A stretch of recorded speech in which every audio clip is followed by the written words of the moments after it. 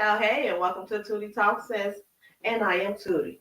Now, today we're going to discuss Isaac Goodwill. I want to make sure I'm pronouncing his last name right. Goodlow. Isaac Goodlow. He's a young man out in the western suburbs of Chicago, a city called Carroll Stream. He was unalived by the Carroll Stream police. Now, we're going to discuss what's going on with that case. We're going to discuss Jam Master Jay and his godson, his friend, are the one who was convicted of his murder that happened 20 years ago. For y'all who don't know, Jam Master Jay is the one of the members of with Run DMC. It's like the DJ. Now, if I'm wrong, correct me on that because I ain't gonna lie, it was before my time. But also, we're gonna talk about Kanye West wife. I think her name Bianca. Her daddy is complaining about the way she's dressing. That he said Kanye's making her dress, but she grown. And also Ashanti mom, who not confirmed by confirming her pregnancy. So we'll get into that. We're gonna discuss that. How's the weather out where y'all at? Because I'm over here and I told y'all I'm in the Chicagoland area. I've been up since 3 o'clock because that hail started coming down. I'm asleep and all I hear is knocking. So I'm like, is that you, Lord? And because it was like surround sound knocking. Because at first I thought, I'm like, maybe it's Spider-Man, right? Because I'm up on the top floor. Who the hell is up here knocking on this window? And then I'm like, maybe it's, I ain't ready, guy. I ain't ready. And then I listened to more and it started coming down heavier, baby. That was hell. That was hell coming down. It been storming and everything, like all outdoors. I'm surprised my baby didn't wake up to come jump in the bed with us. But one did, the other one did. So how's the weather out by y'all? Because out here, it's wet and dreary, okay? Now, let's get into these topics. Let me make sure that y'all can hear me because it's not showing up on my end. And I don't know why. It says it's live there. Let me go into the settings and see what is going on because it's not coming up live on the YouTube. On the YouTube. Yes, I do call it the YouTube. Let's see. Okay. There it is. It's coming up live on YouTube. So hopefully, Facebook, Twitter, drop a comment. Hopefully y'all can see me what's going on right there. And hopefully the internet won't cut off because the rain didn't die down. It didn't die down. But it's still a little dreary and sometimes this internet will go in and out. So first let's talk about Isaac. That's the young man right there. Oh, I have an echo going on. Let me get rid of that. Then let me show you guys the article that discusses Isaac and what happened with Isaac. So right now his family is calling for the release of the tapes and the release of the full tapes. Because what had happened, I'm gonna briefly summarize, then I'm gonna hopefully let this video clip play. Because what happened is that there was a call. They say it came in about domestic violence. Police went in while he was sleeping, and firearms went off from the police, hit him. He was pronounced, and so they released the family. Of course, the procedures go. The family see the tape first, then the police department do whatever they review, then they release the tapes. So the family seen the tapes, and the family was like, they don't feel like it was justified. So now, then the police released the tapes, but the part that the police released was not the actual when the firearm went off. It's them coming into his apartment, and it's not even the lead person. It looked like the cop that was maybe second or third in line because you see cops in front of him. So that it's not, and the family won't release of actually the actual unaliving part, when the firearms go off, because the family is saying he was sleeping in a bed. And they also won't release of the 911 call of the people of whoever called, because the news is reporting that his girlfriend's sister called, and his girlfriend wasn't in the house, and the sister called saying it was a domestic violence thing, and that's why they went over there. The family won't release of the 911 call. It's odd that they haven't released the 911 call, and I'm not sure why they haven't released that, and that they haven't released the the first person, the first officer that went in, because even though it's tragic to see um, when someone lose their life in that way, especially unjustified, unarmed, but you how else would the public know if you're gonna release those tapes, and then why not blur it out or whatever you can do to not re-traumatize the family? But the family is the one calling for the release of the tape.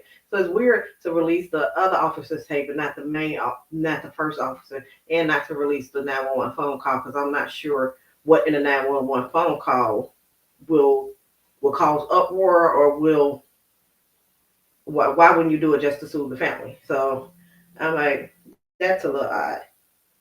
So let me go through this story. Family friends of Carol Stream man fatally shot by police renew calls for justice. A fury, wait, that's not what I call. Wait a minute. A meeting unfolded in Carol Stream on Monday night as the family of a man who was unalived by police last month renewed their call for justice. One by one, Isaac Goodlow family members took to the podium at the Board of Trustee meeting in Carol Stream. At times, Goodlow uncle spoke directly to the chief of police, calling for his resignation.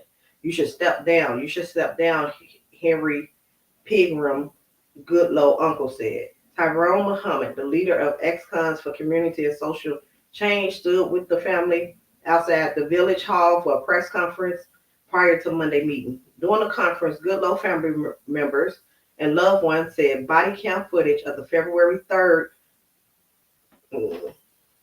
They said there's certain words that you're not supposed to say on YouTube. So instead of saying S, it's like bang bang. You know what I say when I say that.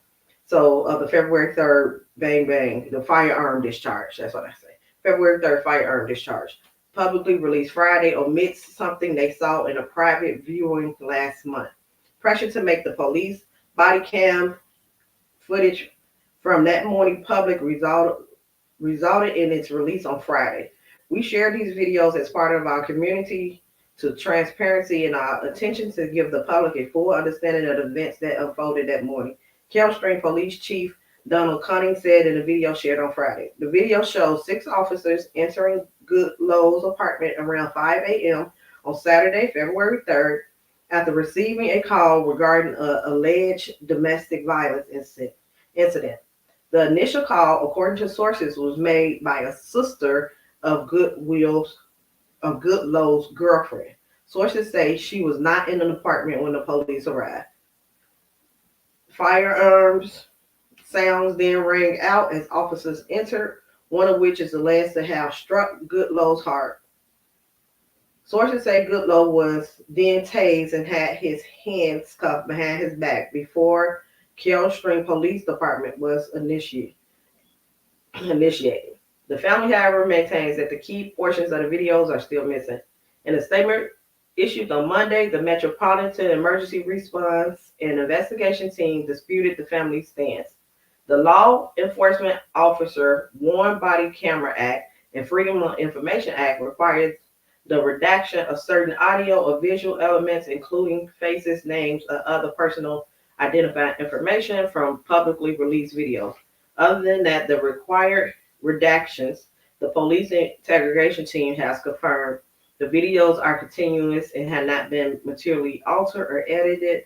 Mr. Goodlow's family and their attorney was afforded the opportunity to review the video prior to public release.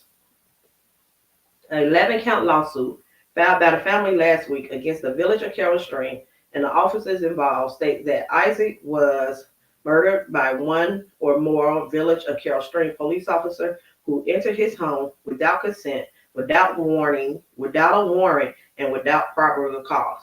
They didn't have no warrant or any probable cause to enter my brother's home, let alone shoot him when they entered his home. They didn't give him the opportunity to speak up on his behalf. Goodlow's brother, Michael Pilgrim, said. So that's the thing. I'm trying to see. Hopefully, more will be coming out in the future. As far as there's one side, the police is saying one thing, that the way that the firearm discharge incident happened, And the family is saying from the videos that they saw, it happened in a completely different way. Yeah. So I'm in Chicago, so here and there, I like to cover news stories that's going on in Chicago. Okay, try to make sure y'all can still hear me. All right, now let's see what we talking. That's the another Chicago. This is not a Chicago instance. This is a Chicago rapper. Let's talk about Kanye. Yeah, oh Kanye. So yeah, I know that it been making the rounds that his new wife Bianca father wants to confront Kanye. So this is taken from the Daily Mail .co.uk. Excuse me. And it says exclusive. Bianca father wants to confront Kanye West over fearing he is turning the architect into a tacky naked trophy with shocking X-rated fashion looks as hurt family raised concern. Rapper is shutting them out of his wife's life. Bianca family fears she's getting further away from them, sources says. It's it comes as she went without underwear underneath sheer stockings and friends. Bianca convict father. I said no, that's not the first sentence they put in this article. They is shady for that, not the convict father.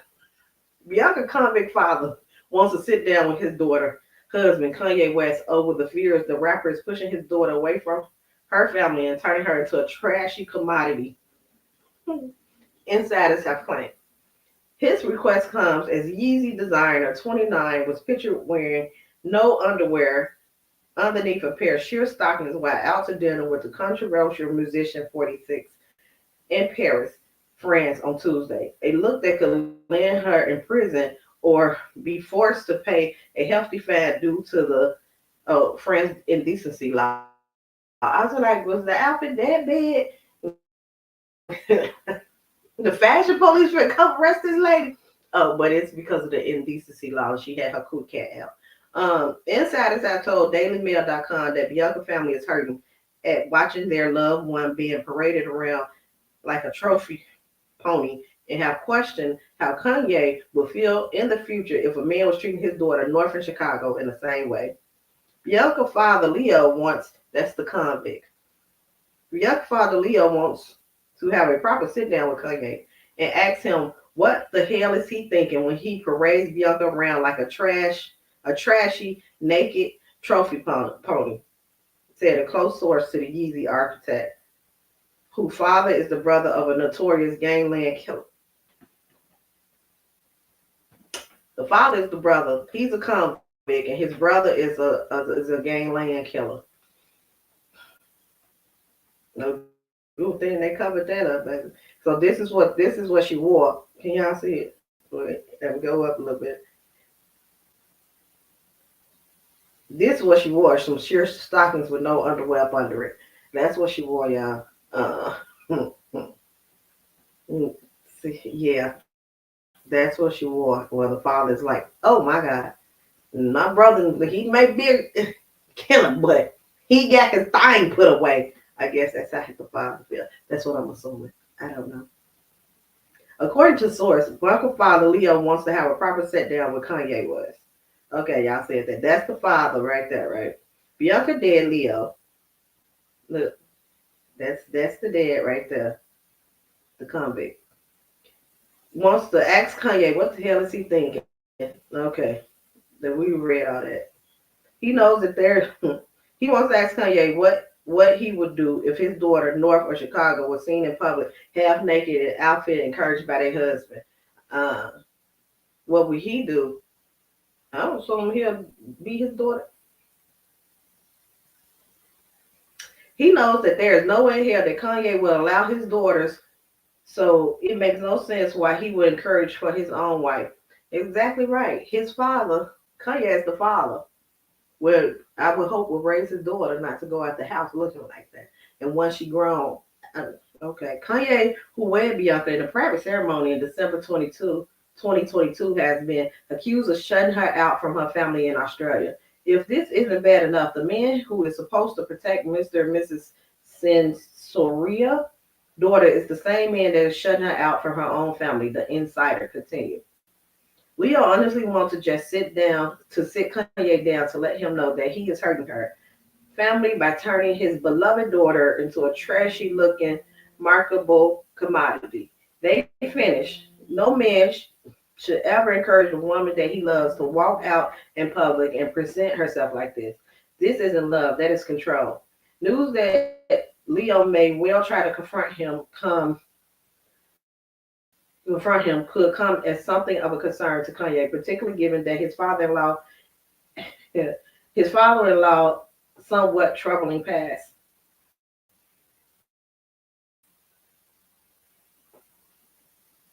I'm trying to see if there's more to the article. DailyMail.com previously revealed that Leo had done time in jail after being convicted of a charge of possessing and prohibited import heroin back in 1982, a crime that saw him sentenced to 5 years behind bars. As well as heroin dealing, Leo also had convictions of possession of a firearm and fully jacket ammunition. Leo is also the brother of Garrison Sorry, a notorious gangland killer, once the Melbourne Al Capone, who was sentenced to death for murder, although that sentence was later commuted to life in prison. Bianca later barely dare ensemble failed to raise concerns among her friends, who are now so accustomed to seeing her wearing next to nothing. Bianca friends are sadly not even fazed by what she is wearing in public anymore, says the source. This doesn't concern them anymore as much as the dead look in her eyes when she is out with Kanye. I cannot with this article. Bianca latest fashion which exposed her genitals could have severe consequences for the Australian beauty. But when they didn't talk about her daddy, her uncle, her dead ass, her friends, and her ain't shit friends. Who's it? Daily Mail author of this article. They talk about everybody. That's the latest on Kanye. I don't know. What is your personal opinion in this situation? Because my personal opinion, yeah, I'm quite sure Kanye wouldn't have his daughters doing this. And the girl she's an adult. Some men like they women to be looked after of and to it's called shucko. Some men like it. But I mean it not my circus, not my monkeys. Not my monkeys, not my circus is what I meant to say.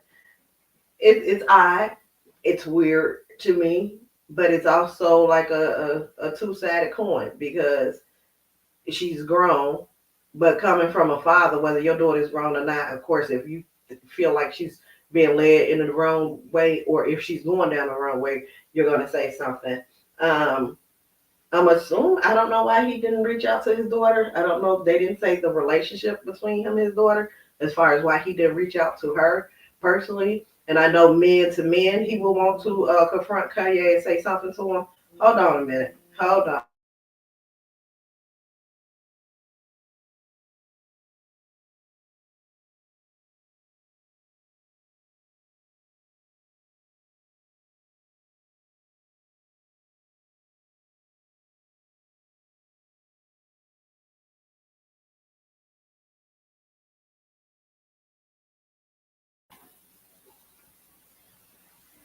Okay, yeah. So, like I said, it's one thing with the father want to look out for his daughter, protect his daughter, want to confront Kanye man to man. It's another thing that she's grown. That's her husband. Yes, he should be the one protecting her. Um, I don't know. I know that article was shady as shit. I do know that the writer of that article talked about everybody, baby. But let's move on to what's next, because we already been here. So let's talk about this Jam Master Jay story. I have to, like, y'all, I have to go in here because I just sent my daughter up in Walmart to pick up my order. So instead of paying for pickup, because when you or pay for to get delivered, it's like a $10 fee in order to pay for something to get delivered. So instead of paying the $10 fee, I pay my grown daughter the $10 to go pick up my stuff that I ordered from Walmart, and she out there trying to pick up the stuff that I ordered from Walmart, right? But they not answering the phone.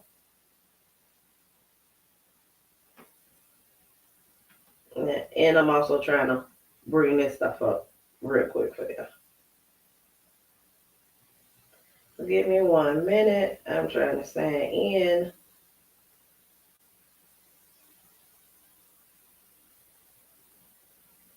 And to say I'm here. I'm here. Thank God I'm here.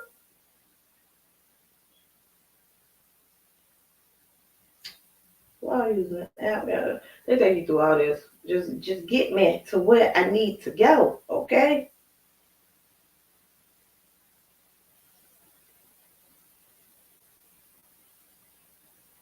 Okay. Let me screenshot this, send it to her. Y'all know always, my kids come first. So I got to send her this stuff, make sure she's straight before I move on to this next story. Okay, so I'm gonna move on to this next story because I want to read the article that was done before, because because if you know, Run DMC, his godson and one of his best friends was found guilty of his unaliving.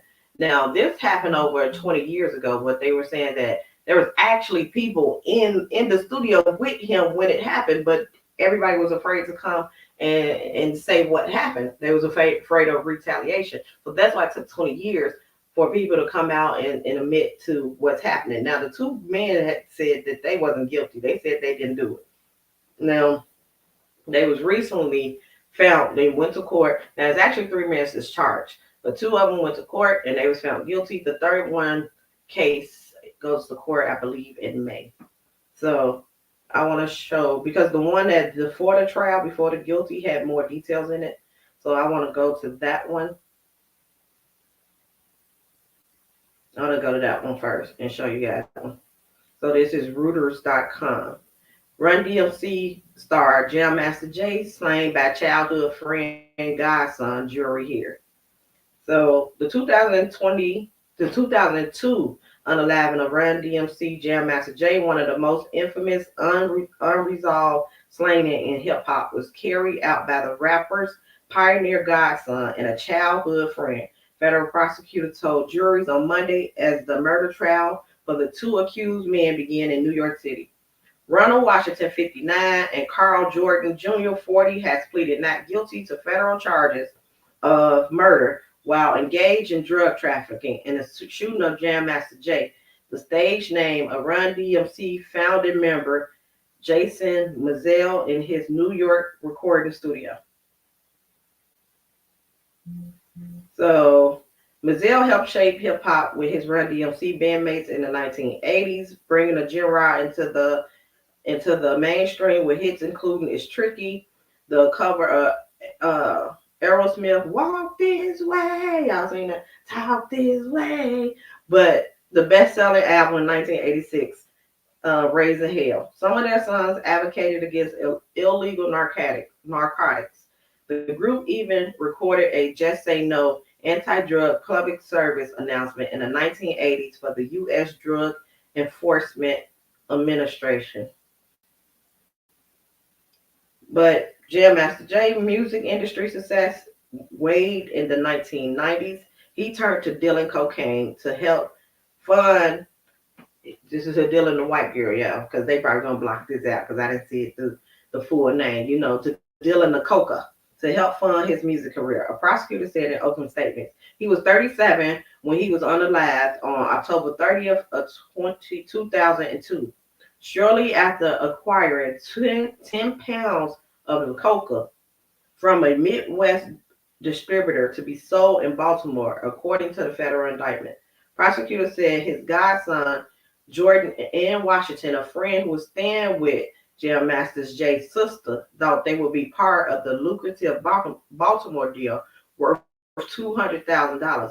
and became enraged when Jam Master Jay told them they were cut off. There was no, there, they were left with nothing. Gonzalez, a prosecutor for the U.S. Attorney for New York Eastern District, told the juries. So the men plotted to unalive him. It was an ambush, an execution, and you will learn that it was motivated by greed and by revenge, she said. Lawyers defending Washington and Jordan both bluntly told the jury that the defendant did not unalive Master J.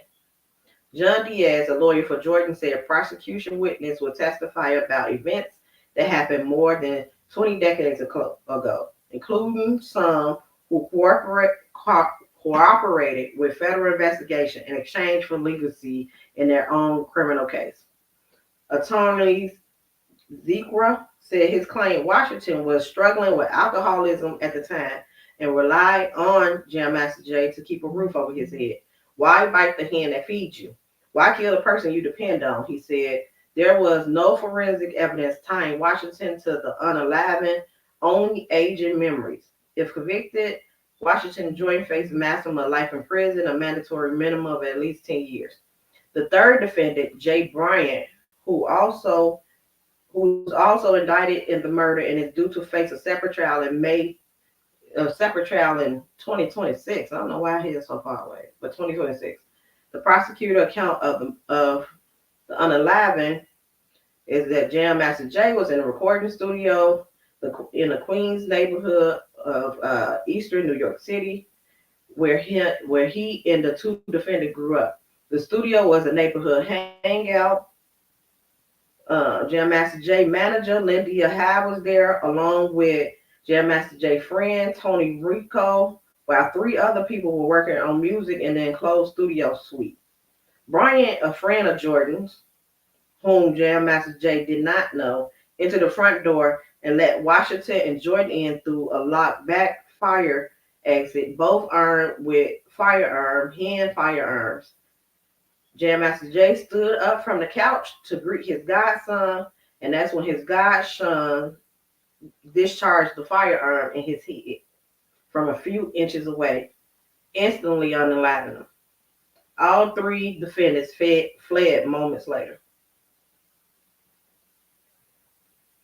Both Recon and High will testify and explain why it took so long to tell investigators the identities of the unalivers.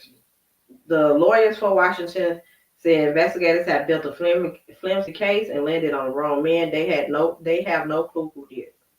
Now that was the article before, but they both have been found guilty. And I'm like, and I said I want to go over it because I'm like, ain't that some bull? Now one of them is living up in the house. He'd be homeless if it ain't from you. And the other one is your godson that you've raised since he was born, and your childhood friend that you was taking care of because he got alcoholism and can't provide for himself. And now you over there in your godson, and because they allegedly this part they've been convicted of it. This is the prosecutor story because you didn't took your money and went out and bought 10 pounds of coca, and they thought even though they didn't even put you in on this, but they thought that they was gonna somehow be involved in that deal, and you like that then they went and decided to unalive him.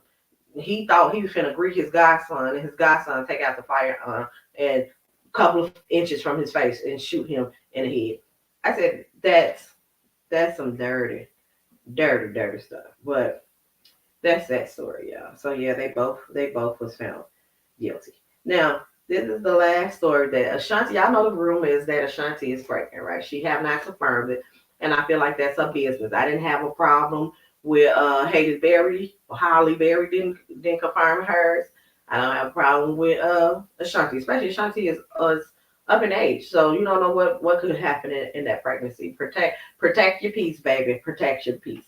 But somebody tried to go and ask her mom about Ashanti pregnancy, and the mom was like, that haven't been confirmed. But what she said, the way she said it, you could tell that she pretty much messed up because the way with what she said, you can pretty much make the assumption that Ashanti is pregnant. Let me see. I want to play this clip. Hopefully, it'll play. Sometimes Instagram won't pay. And congratulations, Ashanti's having a baby. So congratulations, Grandma. There's been no announcement. It hasn't come out yet. But hear it from Ashanti and them. Oh, I thought it was public. My bad. Sorry. No, it is public. Oh, okay. Don't get it twisted. Oh, okay. But it hasn't been officially announced. Oh. Until it is. Okay, let's stick to Tina Douglas and the momager. That's correct. So I was like, wait. She said, wait, don't get it twisted. That there haven't been no announcement that Ashanti is pregnant. And the lady said, oh, well, I thought it was public. Then she said, well, it is public. But until she say it, I was like, wait a minute. You the I see what I'm saying. I thought. So, you know what I'm saying? That you know that, don't you? Yeah. No, you don't. Yeah, I love it cracking up because I'm like, I ain't gonna lie, I'm having my daughter back to the end. I don't care. No, she haven't said it. And that's the same thing that Chloe did for her sister. She never denied she was pregnant. What she said was that the girl haven't came out and said she was pregnant. And I feel like that Ashanti is taking a page from her book. Like, oh, I'm gonna do that. I'm gonna do the same thing. I ain't lying. You can't say the girl ever lied. She never lied like she was pregnant. And Ashanti like, I ain't lying. I ain't gonna lie. I ain't gonna say nothing. Assume what you gonna assume. But I'm gonna tell you when I want to tell you. Because the people who gonna put in on this is probably the ones who already know who's that baby daddy. My baby daddy. It's the Nelly, and her mama may know, but her mama said, Ashanti haven't told you, so don't be coming over here trying to trap me with them questions, asking me about Ashanti pregnancy when I know she haven't came out publicly with it, which in turn kind of implies, doesn't mean, but it kind of implies that she's pregnant, but she haven't came out public with it, so I'm not going to confirm it here while you trying to just shoot me these little underlying questions to catch me up. I was like, go ahead, mama. Go ahead, mama. Do what you do. Stand up for your daughter. Because I'm going to stand 10 toes down for all man. All right. So, y'all, that's it for today. I'm going to go and get up out of here and take my butt on back to work. Y'all enjoy the rest of your day. Also, wait, before I get out of here, don't forget to go ahead and subscribe to the channel. Like the video, subscribe to the channel, hit the notification button, hit all if you haven't already, so you can go ahead and get notifications when I go live, so y'all can tune in and be up in here with me, commenting and shooting with me, okay? And follow me on social media. Twitter is Tootie Talks, Instagram, Facebook, fan base is all Tootie Talks. Y'all have a good day. I will catch y'all next time.